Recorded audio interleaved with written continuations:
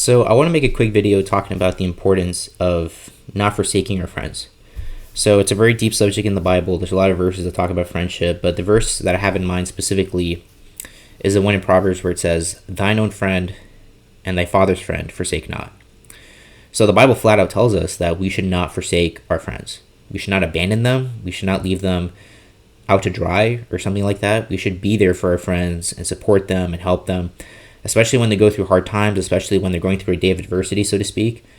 We want to be there for our friends and not forsake them when they're going through hard times, right? Obviously, everyone wants to be your friend when everything's going well, but when things go bad for you, all of a sudden now it's like, oh, well, I have things going on. I'm a little bit busy right now, and they don't want to put in the sacrifice that comes with being not just a friend, but a good friend, right? And look, it's very important to be a good spouse and a good parent and a good child and so on, but it's also important to be a good friend as well, and that's something that the Bible talks about. We need to be good friends, loyal friends, faithful friends that can be there such that our friends could put confidence in us that we'll actually be there for them. And there's a lot that can be said about it, but one particular thing that I have in mind, and it's something that Immanuel Kant said, but I do think there's a biblical aspect to it as well. He's a philosopher, and one of the things he mentioned was the idea that people are not a means to an end, but people are an end in themselves. And what he means by that is the fact that we shouldn't be selfish people where all we care about is just our own personal interests, our own personal ideas and thoughts, and just only caring about how we feel, and then just using other people just ultimately for our own personal interests. But we should also be interested in the interests of other people, for their own sake.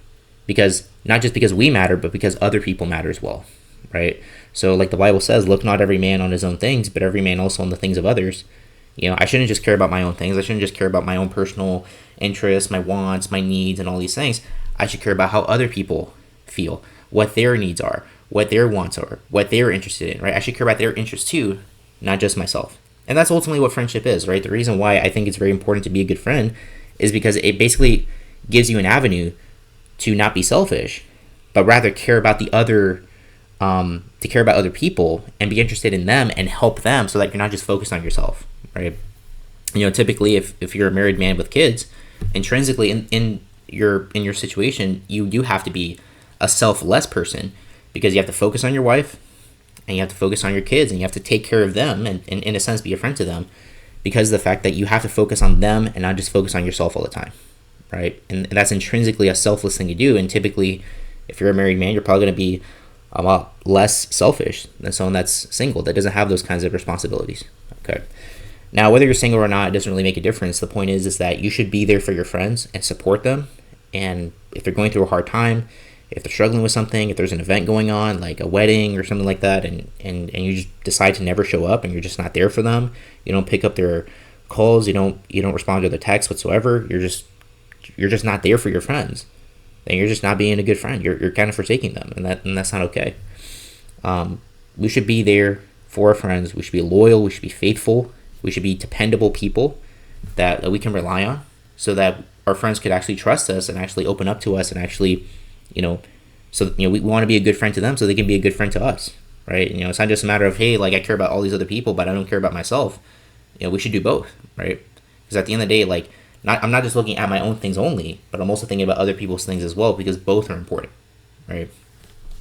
So basically my advice to you is be a good friend, be there for your friends, support them, help them when they're going through hard times, call up your friends. Don't just make it a one-way street, but actually be there for them as well. You should call them. It shouldn't just be them just calling you all the time. You should give them a call as well. Try to help them, try to find a way that you can be a good friend to them. There's factors that can play into that as far as like how far away do you live from them and how well do you know them? Like, are they like a really close friend or are they just someone that's kind of a friend, but you don't know them that well? There's different varying factors to consider and those things matter too. But in general, especially if someone's a close friend, you should be there for them. And, just like the Bible says, don't forsake your friends. Be there for your friends.